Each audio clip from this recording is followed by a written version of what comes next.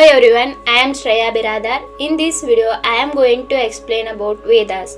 The word Veda comes from the root sound Ved, which literally means to know or to understand. The root sound from which word like Vidya, which means learning, Vidvana and Vidushi, which means the learned man and the learned woman.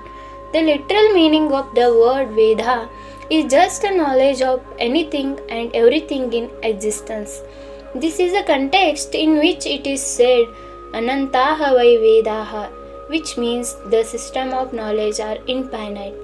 But we all heard that there are 4 types of Vedas, each of which have 4 components of their own. You might also heard that there are 6 fields to study to understand these 4 components of Vedas, which called as Vedangas. If the Vedas are Ananta or infinite, how did this classification came about, and how many such components to study actually exist, and how to go about exploring each of them systematically?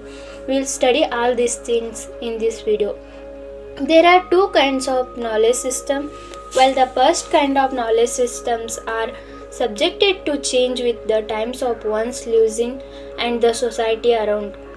Then the second kind of knowledge system to stay valid and true irrespective of the societal structure and the needs of the time. This is a knowledge which is not a product of human mind. We might perceive it and put it to use, but it is not a product of human thoughts and imagination. This is a context in which this system of knowledge are called Apurushayas, are not a man-made. The son of sage Purushara, called as Krishna Dvaipayana, took all these Purushayas and classified them into 4 broad groups. The first of them is called Rigveda, which is a compilation of various hymns, each of which is called a Rig, which means the descriptive word of a praise. The hymns of Rigveda describes and praise the properties of various natural elements around us, giving them a personified form of Agni, Indra, Varuna and so on.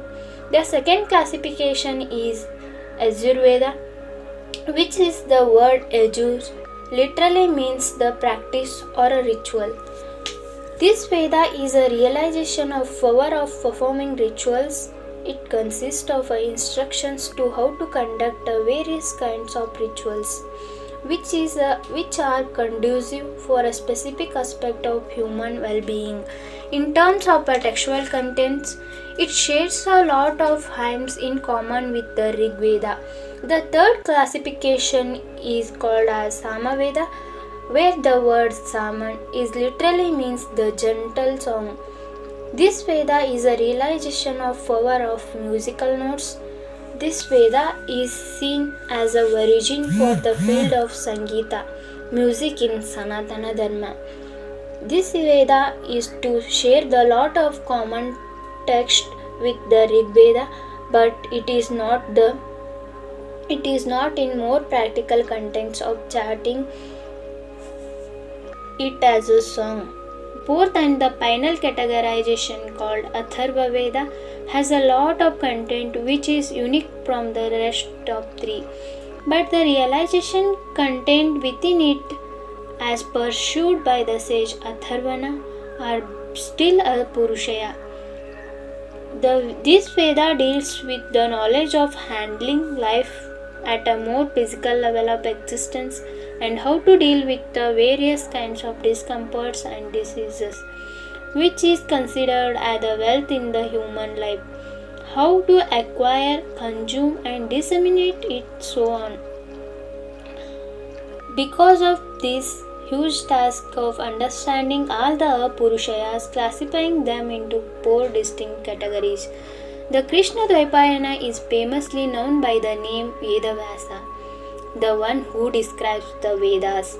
Every year, the brightest full moon light called Guru Purnima is also remembered by the name Vyasa Purnima in his memory. Let us now go one level deeper to understand the components of Vedas.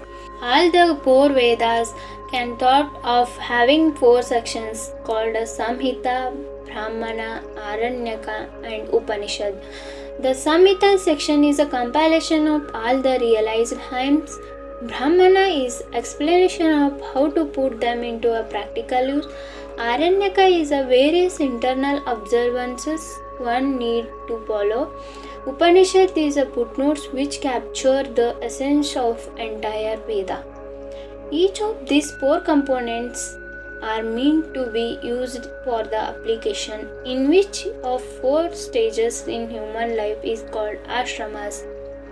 The Samhita section is an object of focus on someone in Brahmacharya ashrama or during the stage of educational upbringing.